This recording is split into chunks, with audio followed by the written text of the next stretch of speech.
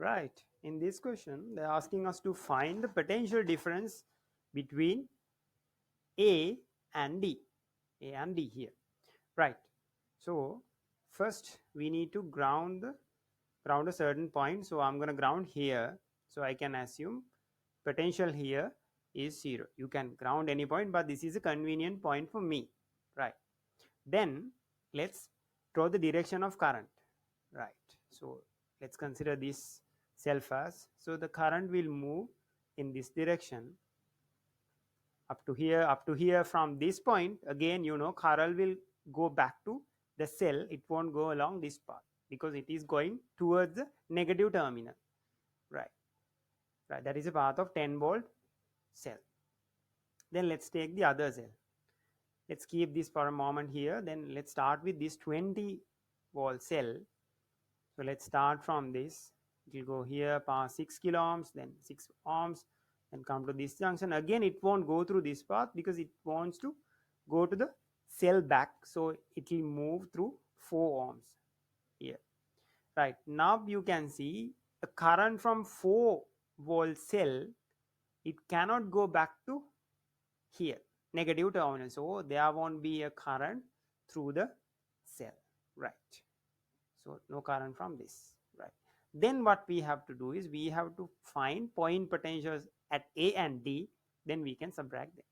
Right. To find point potentials, we need to find the potentials held at all these resistors. So to find that, we need to apply voltage divider method. For applying voltage divider method, you should know the theory. So let's get into here quickly. Equation alert here now. So we know V equals IR. V potential is proportional to the resistance. So we can apply here V1 is to V2. Potential ratio is equal to the resistance ratio R1 is to R2. So we have to apply it here. So let's get into the question. So I have grounded it here now. Potential 0. So current will go along this path.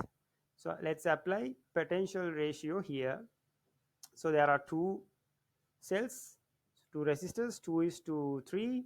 So let's take the fractional value 2 over 5, 3 over 5, and that multiplied by 10, and 10 for this 2 ohms I'm getting 4 volt, and for this 3 ohms I'm getting 6 volt. So this is keeping 6 volt and this is keeping 4 volt. So the potential at A, so the potential here is 0, so difference is 6, so the potential here it has to be 6 volt.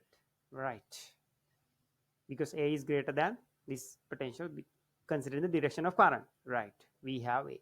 In the same procedure we need to find D.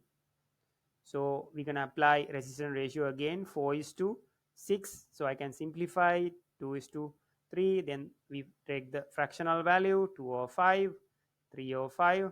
Then we have to multiply it by 20 into 20. So we get 4 into 2, that's 8. And here 12. Right, now we have to consider one thing. Potential here we have taken here 0, and by this 4 volt it will create a potential of 4 volt here, because here 0, this will create a potential. So it's no current through this one, so no potential is held by 1 ohm, so the potential here will be 4 volt. Right, now in that, this 4 ohms resistor will keep 8 volt here, and the direction of current towards this direction, that means let's name this point as C. Then point C potential is greater than point D. Right, so VC potential is 4 volt, we have found it here now, and VD potential difference we have found as 8 volt. So what we have to do is we have to subtract them. Here the highest potential is C, so I'm going to write VC minus VD, it has to be 8 volt because the current flow from C to D, so higher potential is C. Right, C we know 4 and VD of course we don't know, 8. So VD is equal to 8 goes there, 4 minus 8, 4 minus 8, so that becomes minus 4. So now we have VD as minus 4.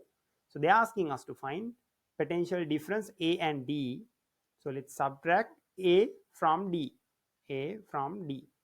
So VA minus VD. So we are getting VA, we have found as 6 volt, and that minus 4.